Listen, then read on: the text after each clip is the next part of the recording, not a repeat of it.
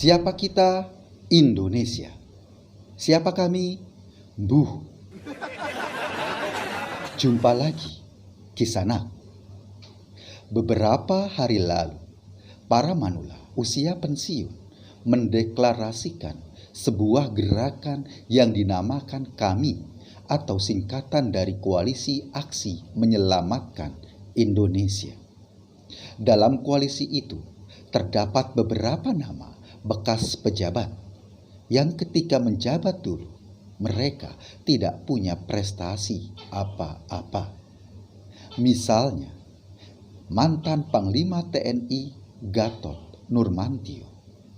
Gatot ini adalah orang yang paling getol teriak-teriak kebangkitan PKI.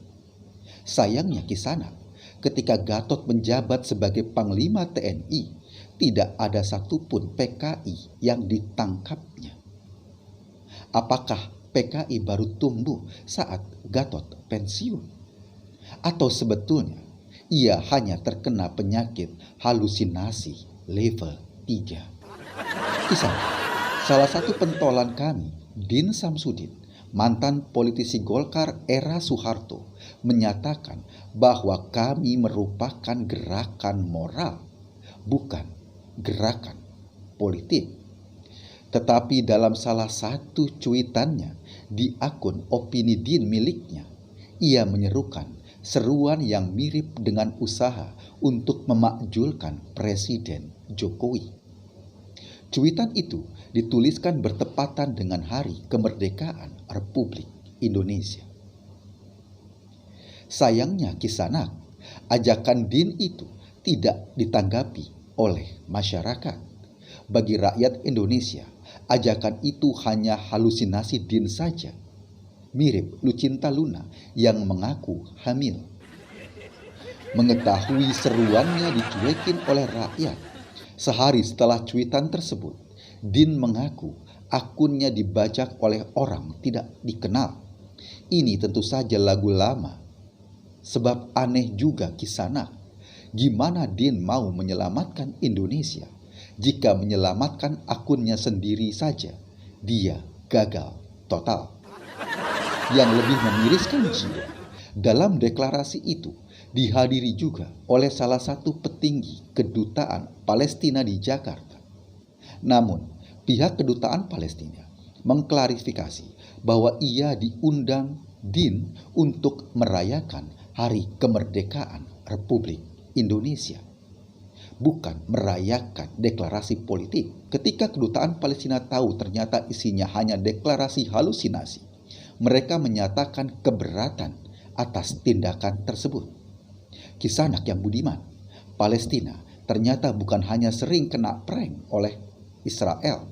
Kali ini Palestina ternyata juga kena prank Din Samsudin. Soal prank-prankan kayak gini, kita tidak tahu apakah Din Samsudin belajar dari YouTuber di Bandung kemarin yang berhasil ngeprank Banci dengan bantuan yang pura-pura. Bantuannya berisi sampah belaka. Kisanak, dalam konteks Indonesia, deklarasi kami mungkin hanya soal prank. Mereka bermaksud membuat konten yang bisa mengecoh publik di tengah kondisi pandemi seperti ini. Mereka ngeprank mau menyelamatkan Indonesia. Ternyata Kisanak isinya cuma gerundelan barisan sakit hati yang gak dapat posisi. Singkatnya, mereka teriak mau selamatkan Indonesia, tetapi ujungnya cuma mau selamatkan jabatannya belaka saja. Nama Din Samsudin sendiri pernah diisukan akan diangkat sebagai wapres mendampingi Presiden Jokowi. Ternyata hal itu hanya hoax belaka. Padahal Din sudah menyatakan kesiapannya untuk menjadi wapres. Salah satunya dengan melakukan perapihan sisiran rambutnya. Berbeda dengan Rocky Gerung yang membebaskan saja rambutnya tanpa perlu disisir. Atau Ihsanuddin Nursi, salah satu tokoh kami juga yang sepertinya jarang menggunakan sisir untuk rambutnya. Kisanak yang budiman, sampai saat ini kami tidak bisa mengkonfirmasi apakah para tokoh itu merapikan rambutnya dengan menggunakan sisir atau menggunakan serit.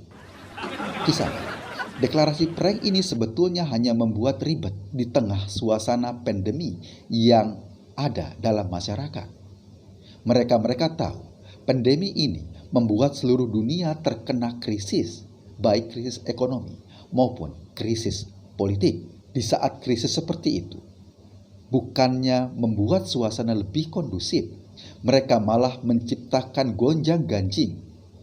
Dapat diduga, mereka berharap bisa membuat krisis yang lebih besar lagi dan pada akhirnya menjadi krisis politik untuk memakzulkan Presiden Jokowi.